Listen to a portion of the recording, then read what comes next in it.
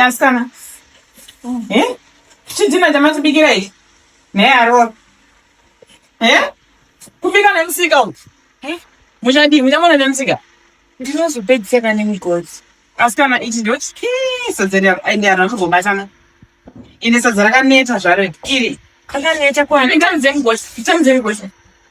Ne aro. Kwenye mai ndozo mendika mashuivere. Pana atidye ngwini. Atidye sadza chidzina. Unenge watotomesera. Vanisa mama watombe amwene vakwane mahouse. Andauziziva.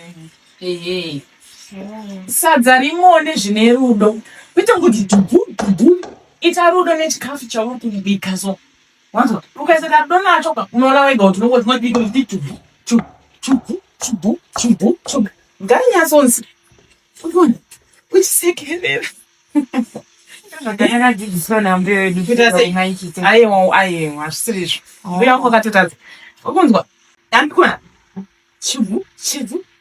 Uchisekerera chete musadaro. Sure. Kane zuro ndakabika ramakadya wani. Aiwa ndakumodya ndakapaimbwa. Ndakumodya. Ufunge sadza rako rakaneta. Toda sadza rakabata kudai. Ukoona wagona sadza rinodiwa neni hanzvadzi yamumwe wako ka. Kana bamba unogara. Kusvika amenzi. Zvitikadaro rinongwe mukazi tatora kuti aiwa kana iye ngagara tisichamboora. Mwana, chubu.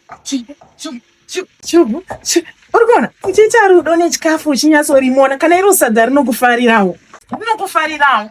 Spoto yako isingazare china ndo chimwe chinhu chandafarira hangu pauri. Handiti? Urisanganisa. Manje iwe kuramba uchingori dai panzvimbo 1. Sadza rinofanira kusangana kudai. Uchifara uchimona sadza rimufaro kudai. Uchimona sadza rimufaro kudai. Ugorisanganisa. Chita tone murobe. Tiri gendizana. Usaomese nyama yako, nyama ngaisaome kuti bwi. Saka ndikufane kudaiso. Right. Uchisanga mami wakonaka. Ndogona uko. Meta basa shwari. Ndio zvakanakira kudzidza nokuti umwe munhu anotsamwa dai watsamwa wechigona here. Aiwa ndikutsamwa.